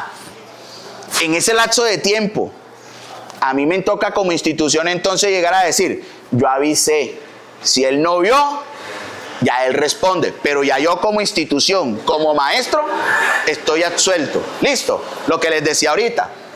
Y el tercer anillo, autoridades locales. A nosotros nos ponen que el pelado se da golpes, falta tipo 2, y en comité de convivencia somos los que tenemos que solucionar. Donde toda agresión que sea física, sí o sí, tiene que intervenir policía de infancia y adolescencia. El acompañamiento es de ellos. Si no hay policía de infancia y adolescencia, la comisaría de familia. En donde haya bienestar familiar, también se tienen que meter y articular. Pero como decimos coloquialmente, todas estas instituciones sacan el trasero. Ah, profe, eso les toca solucionar a ustedes. Nosotros tenemos que hacer es intervención pedagógica para dejar el precedente y que si se sigue dando, ahí sí, venga policía de infancia y adolescencia, venga comisaría, venga personero, hermano, métase en el cuento y ayúdenos a solucionar, porque no es solo la responsabilidad de nosotros. Nosotros tenemos una función institucional y temporal, que es la jornada del muchacho, la jornada académica. Propuesta, primero, a nivel institucional, ese comité disciplinario que teníamos antes, que hoy en día se llama comité de convivencia, en realidad debe ser un consejo de cuidado. Profes, y lo que voy a decir, soy maestro del sector rural, lo que manejamos posprimaria, escuela nueva, sabemos de que el cuento es muy diferente. Llevarlo a la zona urbana, muy difícil hacerlo. Pero ojo, nosotros debemos convertirnos en unos mediadores hasta donde la norma lo permite. Nosotros debemos ser un consejo de cuidado. Hay una situación, hemos detectado una situación. Venga, rector, coordinador, compañeros, si tengo compañeros de sede que trabajan con el muchacho directamente. Venga, este pelado, yo lo veo como raro, parece que es como depresivo. Listo, activemos ruta. Hospital, te voy a mandar. Ah, pero es que él tiene EPS. No me interesa, me lo atiendes, porque es obligación del Estado. Así de sencillo. Pero para eso necesitamos entonces una articulación ¿con quién? Comisaría, hospital, administración. Porque ellos son la representación del Estado. Ellos son los que tienen que garantizar que se cumplan esos derechos del menor. Y aquí tenemos el otro eje, el tercero, para empezar a mejorar ese clima y convivencia escolar. Que en el sector rural, Secretaría de Educación se meta en los procesos. ¿Cómo es posible que hay municipios de Antioquia que manejan 4 y 5 instituciones educativas con más de 7.000 estudiantes a su cargo, pero solamente hay 2 docentes de apoyo para el municipio, donde la norma establece que si yo tengo caracterizado por cada 100 estudiantes debe haber 1. Lo dice la norma. Pero como a veces las administraciones saben de todo menos de educación, y a veces los maestros cuando dan en las capacitaciones esa información no prestamos atención. Yo me vine a enterar de eso apenas fue hace 4 años, soy sincero, soy honesto, cuando empecé a estudiar administración pública. Yo me quedé sorprendido. O sea que si yo tengo reportado en el CIMAD 100 muchachos en mi institución, tengo el derecho ya propio un docente. Pero resulta que hay colegios, y lo digo por lo menos en el que llegué este año, caracterizado 15 con necesidades educativas especiales, donde maneja casi 2.000 estudiantes. Y partimos de que yo, al grupo que llegué este año, en mi sede, tengo 9. Pregunto a la secretaria, venga mija, en el sistema, profe, aquí no tenemos diagnóstico. Entonces, ¿cómo queremos exigir si yo no estoy dando? Si mis compañeros directivos no están metidos en el cuento. Ahí es la articulación de los procesos institucionales, que el maestro, el directivo, la administración, el Estado trabaje de forma mancomunada. Y buscamos es con esto, garantizar que el muchacho tenga una mejor situación de vida. Señor psicoorientador, si tengo habla de apoyo, señor habla de apoyo, vea, le entregó el caso. Y usted hace un acta de la reunión y de que mandó el caso al compañero. Activar rutas, porque eso es lo que es activar rutas. Y llevando una secuencia del proceso y documentado, primero para salvar nuestro trabajo. Y segundo, garantizar los derechos del menor, que a veces es la propia familia la que los vulnera y sabotea. Porque no le da pena que el muchacho digan, tiene este diagnóstico y que después los vayan a señalar. Es que el hijo de fulano es tal.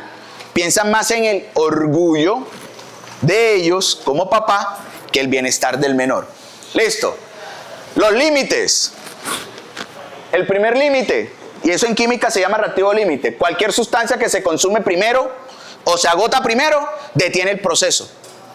O que se le dé continuidad a un proceso. En el caso de la escuela, somos nosotros. O dígame usted, bien enfermo, bien tirado, bien llevado, usted va a responder igual cuando está en su 100%, en su buena condición de salud. Nunca. Cuando llega esa sobrecarga laboral, que hay que hacer modificación del plan de estudio, que hay que llenar el informe de necesidades educativas especiales, que hay que organizar el evento de la institución para el 7 de agosto, que esto. Llega un momento en que la cabeza la sentimos que se nos va a estallar. Nos estresamos. Eso se llama el síndrome del quemado. Eso se llama sobrecarga laboral. Y lo primero es, profe, atienda lo importante. Porque también la norma en la limitación dice, a usted no se le puede exigir lo que no está en su capacidad y competencia. Ojo con eso. Si usted para el mismo día le piden 3 cosas y usted solo pudo hacer 2, después que usted demuestre, no más hice esto y esto, por esta situación, ya estás. Que le voy a hacer un reporte a control interno disciplinario. Hágalo. Yo presento lo mismo que le di a usted, se lo doy a él. Y sencillamente, ¿qué le van a decir? Hey, rector, regula las actividades. Al profesor, no lo pongas porque se enferma y tú lo pagas. Porque, ojo, ya hasta los directivos docentes, hay 2 casos en Antioquia de que están en proceso por sobrecarga laboral al maestro, por tanta activities que manejamos en las instituciones educativas. Ojo, ¿qué pasa?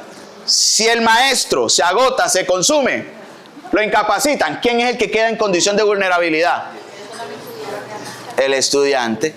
Pero entonces, ojo, el compañero se nos va, pero resulta que los que quedamos, ¿qué? Aquí viene un dilema ético, un dilema legal y un dilema sindical. ¿Por qué hay que exigirle al Estado, compañero? Porque él es el que debe garantizar. Antes existía el concepto del supernumerario.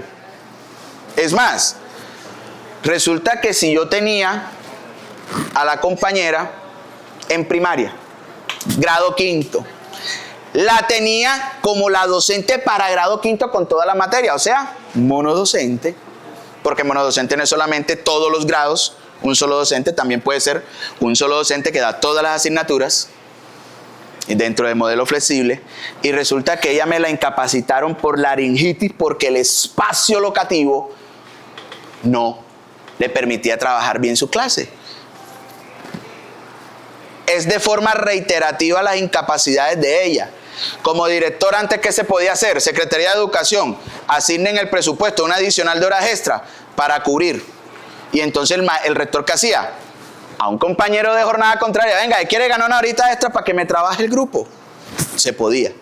Ya hoy en día no, porque ya solamente lo dan por déficits sabatinos o nocturna. Hasta las alcaldías lo hacían.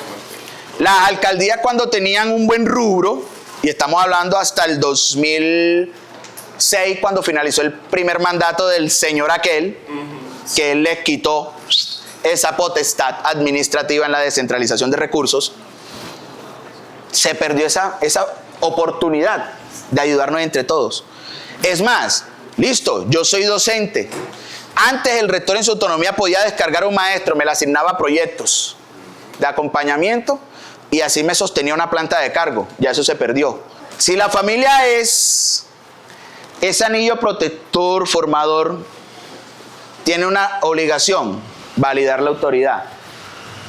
Padre de familia que venga a cuestionar los procesos, listo, usted no está de acuerdo con los procesos, pero usted firma una matrícula, comisaría, personero, venga, yo aquí no estoy vulnerando derechos, me le exige el papá que cumpla.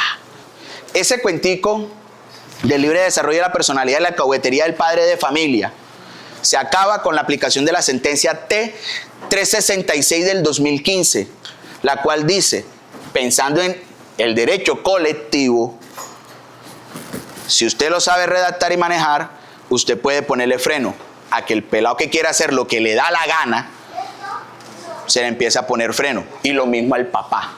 Listo, ojo con eso. Sentencia T-366 del 2015. Listo. Y cuando ustedes escuchan sentencia T, ¿significa que viene de qué? De una tutela.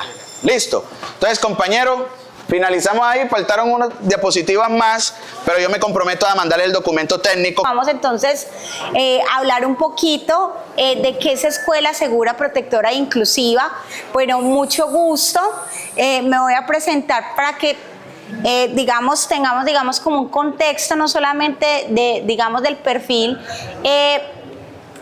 sino también, de lo que vamos a hacer. Bueno, mucho gusto, mi nombre es Lady Quintero, yo soy trabajadora social de profesión, tengo una maestría en intervención social, hace más o menos 5 años soy docente universitaria, actualmente en la Universidad Pública en la ciudad de Medellín, con la Universidad Tecnológico de Antioquia en la carrera de Psicología y Trabajo Social. Bueno, en Confenalco ya son 5 años en los que venimos acompañando estos talleres. De hecho, hemos estado en los foros que se realizan anuales en los diferentes municipios de esta zona. Hace 8 días estuvimos en Yolombó, hace 15 días en Remedios, y así sucesivamente hemos venido acompañando todo el Nordeste, en estos temas de inclusión y en el tema de los foros educativos. Entonces, mucho gusto, me gustaría iniciar esta sección hablando un poquito de esta frase, que es una frase que me identifica, y es una frase de una profe que teníamos allá en la Universidad de Antioquia, que se llama Ángela María Quintero Velázquez, que es escritora de libros de familia, y ella nos dice que cuando nos apasiona un tema y entre más buscamos aprender de él, nos damos cuenta de que menos sabemos, porque hay que leer, escribir e investigar más, ¿cierto? ¿Qué quiere saber esto? Que aunque sepamos, y es bueno tener reconocimiento de sí mismos, de lo que sabemos, tenemos también que tener presente que siempre estamos en una creación o en una búsqueda de conocimiento constante. Casi que desde el momento en que nacemos hasta que morimos, estamos en búsqueda de conocimiento. Y que esa búsqueda de conocimiento es de toda la vida. Es constante, ¿cierto? Nos reúne a hablar un poquito de construir entornos seguros, escolares seguros, protectores e inclusivos que promuevan el bienestar, la convivencia y el aprendizaje de los estudiantes desde el respeto y la diversidad, ¿cierto? Entonces, ¿cómo crear esas escuelas seguras? No sé si ustedes ahora escuchaban el rector que nos hablaba entonces de que cuando hablamos de seguridad se nos viene inmediatamente a la cabeza entonces el tema de físico. Entonces, roban en ese aula, no roban, hay abuso, no hay abuso, hay maltrato, no hay maltrato. Las aulas físicamente o estructuralmente son seguras, pero nunca nos imaginamos qué compone esa palabra seguridad, ¿cierto? ¿Qué compone esa palabra aula segura, ¿cierto? Entonces vamos a verlo un poquito, ¿cierto? Si vamos a hablar de inclusión, no estamos incluyendo, sino reteniendo e invisibilizando a ese estudiante que en realidad sí necesita de nuestro apoyo, porque solamente lo tenemos ahí porque es un deber, ¿sí? Y él tiene derecho también a estar en las aulas militares, pero no lo estamos incluyendo. Muchas gracias. De pronto, ¿quién más nos quiere participar? ¿Quién nos quiere compartir?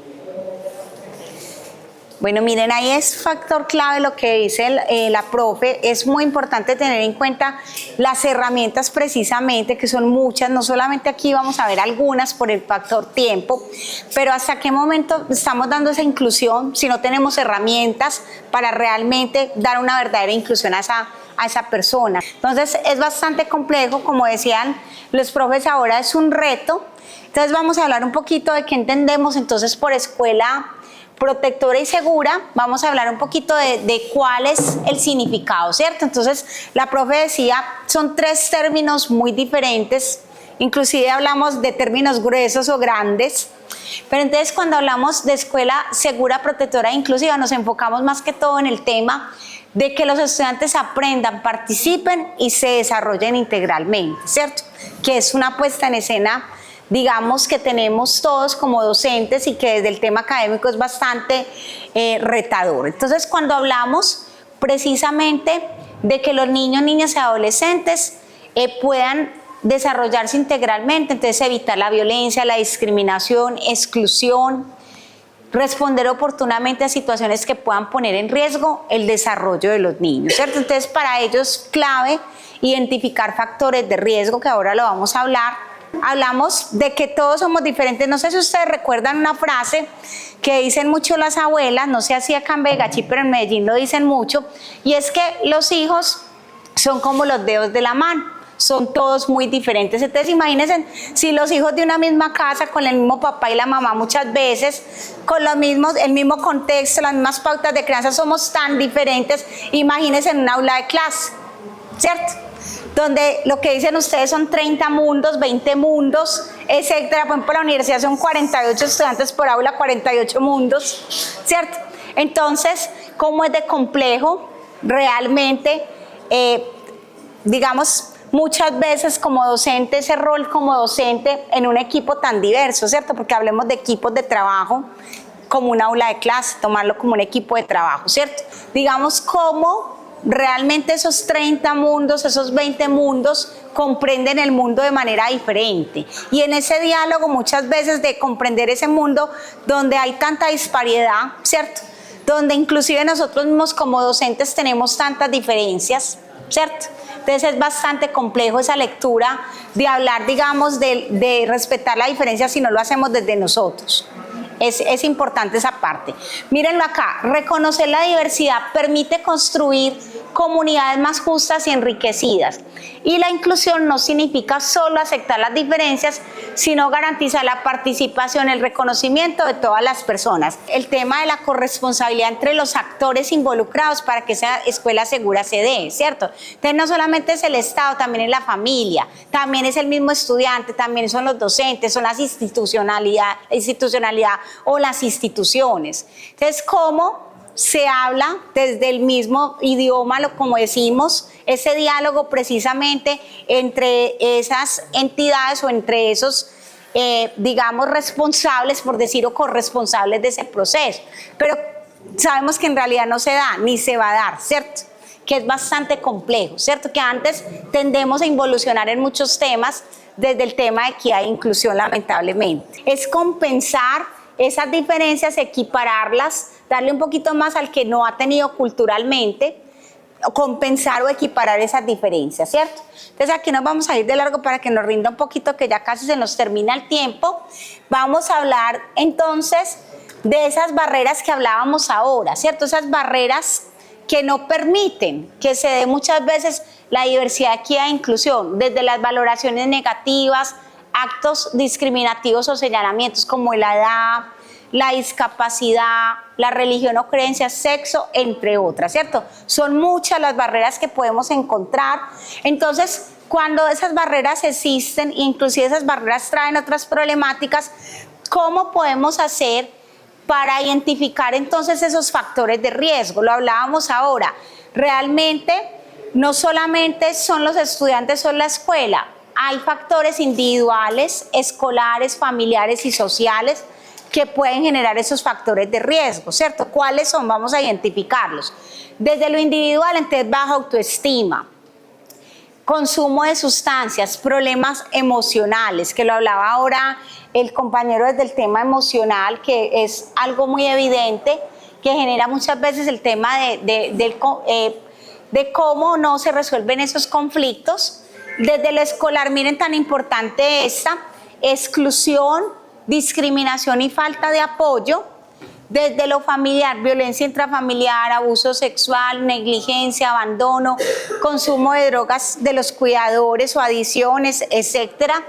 Sociales, violencia comunitaria, reclutamiento, explotación, trabajo infantil. Entonces miren toda la serie de factores, y acá solamente hay una lista de algunos, pero son muchos con los que estamos trabajando actualmente y en los cuales están, digamos, inmersos nuestros niños y adolescentes. Entonces, es importante identificar todos esos factores de riesgos y luego tener claridad de cuál es la ruta. Entonces, lo que hablaba el compañero. Entonces, tenemos bienestar estudiantil o tenemos un área específica donde podemos hacer esas remisiones, ¿cierto? Si va más allá, entonces, precisamente todo hacerlo por medio de la ruta, pero activar rutas, que esto no se quede ahí, ¿cierto? Entonces, yo les cuento que hace poquito nosotros tuvimos una experiencia en la universidad de una compañera, una estudiante que se suicidó, y fue porque empezó a sufrir bullying dentro del salón de clases y nadie activó ruta, nadie, ni los docentes que estaban dándole, era de otro programa de pedagogía, y ninguno activó ruta. Y resulta que ella tomó esa decisión. Finalmente ni la misma mamá activó ruta porque sí le había contado a su mamá. La mamá no, simplemente le dijo, no les haga caso. Y la joven tomó la decisión. Una joven que todavía era niña porque tenía 17 años. Estaba en los primeros semestres. Entonces, ¿cómo? Los docentes, nadie activó ruta. Pronto pensaron que no lo visibilizaron como algo que le estuviera afectando porque ella no se le notaba que le afectaba, ¿cierto? Entonces miren que es muy importante empezar a visibilizar estos factores de riesgo, y las rutas son las que ustedes tienen vigentes desde sus instituciones, ¿cierto?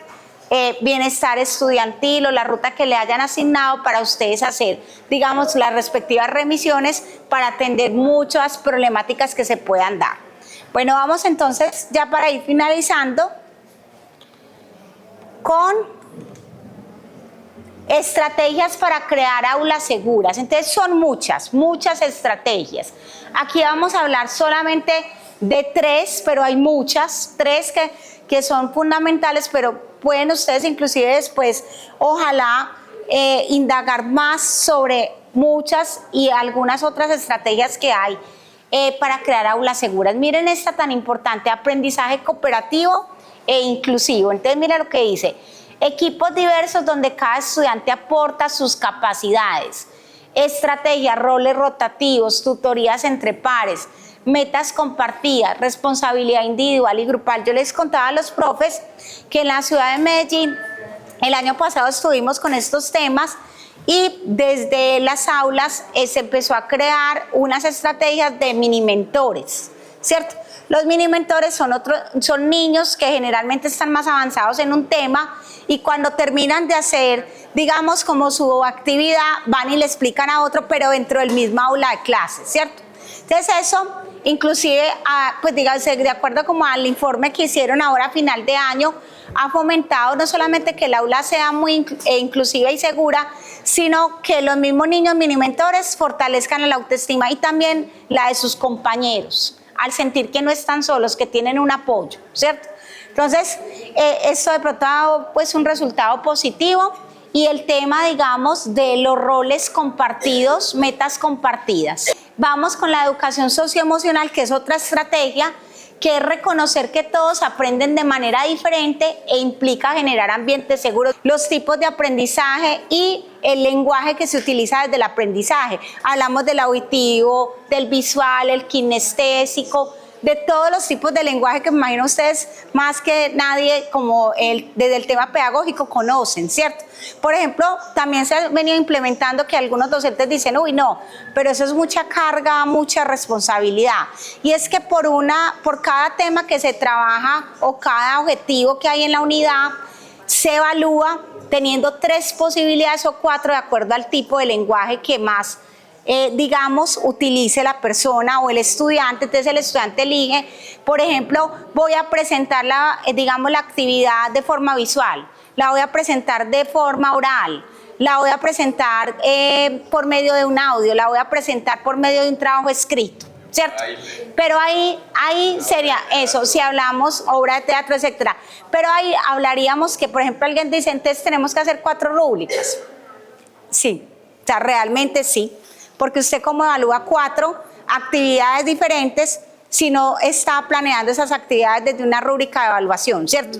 Es algo complejo, pero lo que decía el compañero, buscar esas estrategias que busquen que no se aumente esa carga docente, pero sí facilite más esa inclusión desde el aula, desde esas posibilidades que tiene cada estudiante, ¿cierto? Puede ser, por ejemplo, allá lo están haciendo mucho, que ahí se los voy a mostrar por medio de microproyectos. Entonces, por ejemplo, estamos aprendiendo desde ciencias naturales el ciclo del agua. Entonces, hacemos una presentación en el que se entiende más con el hacer, desde los kinestésicos, entonces que haga un experimento que muestra el ciclo de la lluvia. El otro, entonces, se expone sobre ese mismo ciclo. El otro, entonces, genera, digamos que en forma de un audio lo que entiende sobre el ciclo, o sea, como de forma, digamos, diferente el mismo proyecto, en diferentes presentaciones. Fortalecer autoestima y promover la empatía y respeto por la diversidad. Miren esta otra estrategia, que es la estrategia de comunicación respetuosa. Entonces miren acá, comunicación respetuosa. Entonces, evitar gritos, humillaciones o comparaciones, ¿cierto? Sé que somos humanos todos somos seres humanos y como profes podemos tener aciertos y desaciertos, ¿cierto? Pero es importante tener en cuenta que muchas veces desde esa condición humana podemos fallar, ¿cierto? Pero ante todo, además de ser personas adultas, somos profesionales, ¿cierto? Todos los que están acá se capacitaron y no poquito para estar acá, ¿cierto? Entonces debemos mostrar que tenemos ese pasito más adelante que el alumno en el tema del respeto, ¿cierto? Miren esta parte de acá, usar retroalimentación positiva, lenguaje respetuoso y escucha activa. ¿Qué prácticas de mi labor docente fortalecen una escuela segura e inclusiva y cuáles podría transformar para responder mejor a las necesidades de mis estudiantes? De pronto, ¿quién nos quiere compartir? Yo en este momento sí. Tengo un niño autista y tengo una pregunta para usted antes de entrar en materia de esa pregunta. ¿Por qué a los niños autistas no se les tiene, supuestamente que estamos también en inclusión, por qué no se les tiene en cuenta si ese niño autista está más adelantado que los otros niños en familias normales? ¿Por qué no se les tiene también en cuenta para ocupar primero, segundo y tercer puesto dentro de la institución? Y como menciones también de honor, si se debe calificar de una manera totalmente diferente. Eso a mí me frustra como docente. Miren, esto es algo, digamos, que también pasa también en la universidad, es el tema de ajustes razonables. Hablamos de los ajustes razonables que se hacen desde el aula, ¿cierto? Y desde esos ajustes razonables, como digamos desde el Ministerio de Educación, inclusive ustedes saben que ustedes tienen que llenar unos documentos especiales y tienen inclusive que diligenciar unos ajustes para ese estudiante, y muchas veces pasa que ese mismo estudiante inclusive está más avanzado que los otros, ¿cierto? Es algo que supuestamente se hace desde el tema de inclusión, buscando inclusión, porque no todos los niños en condición de autismo o TDAH tienen, digamos, desde el tema neurológico, digamos, capacidades, digamos, avanzadas se llama, ¿cierto? Los que lo tienen eso. Es algo que realmente está, digamos, por cuestionar mucho desde el tema, digamos, metodológico, pero sí, es algo frustrante, pero es algo que tienen que replantear, por decir así, ¿cierto? Se debe replantear, pero no debería ser así. Pero yo creo que es que lo miran, es por el lado de que muchos, inclusive, hablándolo desde el tema neurológico, yo les cuento, digamos, desde una experiencia no debería hacerlo, pero yo tengo un niño que tiene un coeficiente intelectual de 140 y este niño le pasa eso, pero entonces, por ejemplo, él nunca ocupa los primeros puestos, inclusive en la escuela donde está nunca tienen primero y segundo puesto, porque tienen niños con muchas condiciones de capacidades avanzadas, pero ven que esos niños terminan en cuestión de segundos una actividad y lo hacen demasiado bien, y lo que hacen es que lo aprovechan de mini mentor, que como les digo, en Medellín se ha venido, digamos, esta estrategia implementando, y le explica, inclusive es capaz de explicarle a todo el salón y le entienden más que al profesor, ¿cierto? Porque tienen unas capacidades avanzadas. Pero en el momento en que le dicen a uno es que él está muy avanzado, lo podemos pasar inclusive de primero a cuarto. Yo digo no, porque es que emocionalmente es inclusive de 3 años, ¿cierto? Emocionalmente. Por el tema de que ellos muchas veces desde el tema emocional se desbordan, ¿cierto? Y desde el tema también del reconocimiento, ¿cómo? De las dimensiones también. De las dimensiones, ajá. También hacer ese reconocimiento propio, ¿cierto? Por ejemplo, allá que usan mucho, que les digo que ha funcionado mucho en general, en todos los colegios, es que quien da los primeros puestos no es la misma, las mismas notas o los mismos resultados, sino los mismos compañeros. Entonces se hacen unas insignias y dicen, por favor, colóquele la insignia al que consideras que es primer puesto del salón. Qué rico escuchar, porque sería muy rico ese diálogo de saberes, de escuchar todas esas alternativas de muchos, porque ahí nos nutrimos, pero vamos a finalizar entonces acá con los beneficios para una educación inclusiva. Entonces, disminución de barreras para el aprendizaje, desarrollo de la autonomía, incremento de la motivación, fortalecimiento del trabajo colaborativo, mejor convivencia escolar, aprendizajes más significativos y respeto por la diversidad y la equidad. Entonces, ¿cuál es la invitación?